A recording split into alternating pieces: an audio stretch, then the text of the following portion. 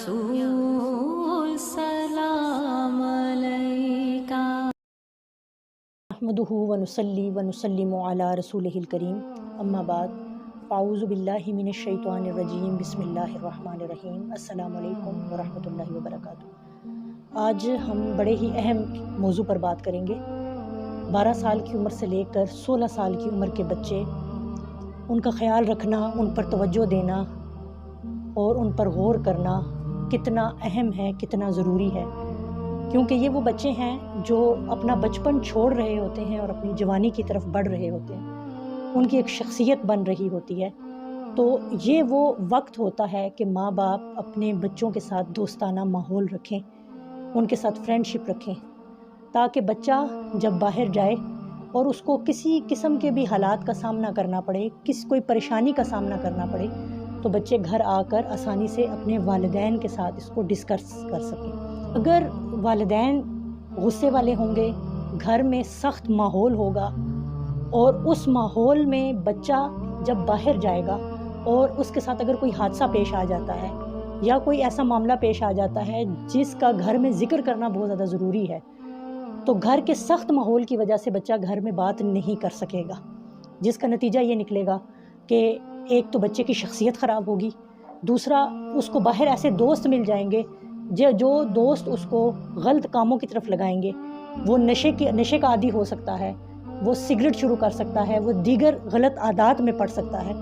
तो लिहाजा बहुत ज़्यादा ज़रूरी है कि ऐसे बच्चों की तरफ तवज्जो की जाए, क्योंकि इस उम्र के बच्चों में हार्मोनल डेवलपमेंट भी हो रही होती है और इन बातों की तरफ उनकी तवज्जो चले जाना एक फितरी अमल होता है।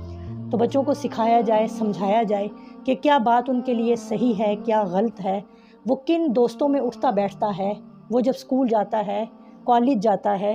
तो कौन से दोस्त हैं जिनके साथ इसकी दोस्ती है। जब बच्चा घर आए तो उससे पूछें कि आज का दिन कैसा गुजरा, आज कोई मुश्किल तो पेश नहीं आई। तो वो जो डिस्कशन है, इससे आपको पता चलेगा कि बच्चा बाहर कैसा वक्त गुजार के आता है।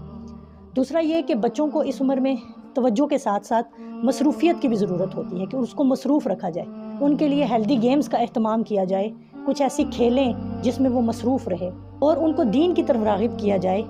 और दीन इस्लाम के हवाले से उनको हमारे आबाओ अजदाद,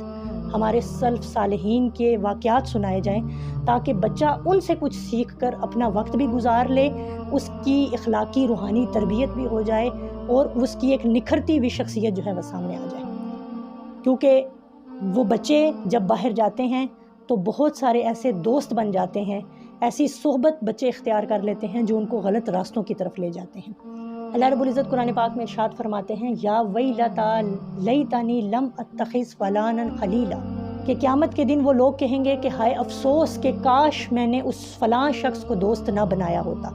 यानी कि दोस्तियाँ जो हैं वो बाज़ औक़ात इंसान को इतना ख़राब कर देती हैं कि वो आखिरत भी बर्बाद कर देती हैं। तो लिहाजा हमें ये चाहिए कि इस उम्र के बच्चे और बच्चियों पर भी ख़ुसूसन तवज्जो दी जाए। अगर बच्चियां हैं तो उनको भी समझाया जाए, उनको मोहब्बत दी जाए, ताकि वो बाहर जाएं, उन्हें बताएं कि किस तरह का लिबास पहन के हमने बाहर जाना है, अपने दुपट्टे का ख्याल किस तरीके से रखना है, बाहर जाकर अगर दूसरे लोगों के सामने जाएँ तो किस तरह के लोगों के सामने किस तरह का रवैया इख्तियार करना है, अपने फेस एक्सप्रेशंस कैसे रखने हैं, चेहरे पे संजीदगी रखनी है। ये सारी बातें बच्चों को समझाई जाए, क्योंकि इस उम्र के बच्चों को अपने अच्छे बुरे का नहीं पता होता